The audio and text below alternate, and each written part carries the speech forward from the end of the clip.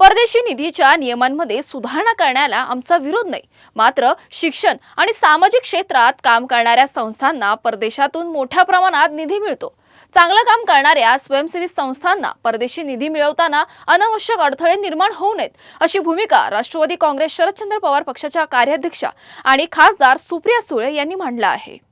FCRA bill हे भारत सरकारने आणलं। हे कशाबद्दल आहे की परदेशातून जे पैसे NGOजला येतात ते कुठून येतात, काय येतात त्याची यंत्रणा अनेक वर्ष नाही अनेक दशक एक FCRAचं एक अकाउंट आपण काढायचं असतं आणि त्याच्यातून फॉरेन फंडिंग परदेशातून ज्या लोकांना आपल्याला निधी द्यायचा असतो ते येतं।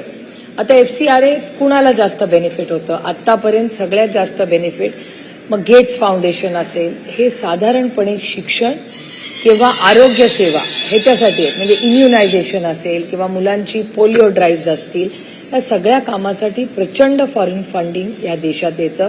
UNAID म्हणतात किंवा USA अमेरिकेतून येणाऱ्या निधी हा NGOजला यायचा। मदर टेरेसांच्या सगळ्या कामाला प्रचंड त्यांच्यावर विश्वास आणि प्रेम करणारे जगातले लोक पैसे द्यायचे। त्याच्यामुळे FCRA हा एक जो कॉन्सेप्ट आहे तो वारंवार या सगळ्या चांगल्या कामासाठी यायचा।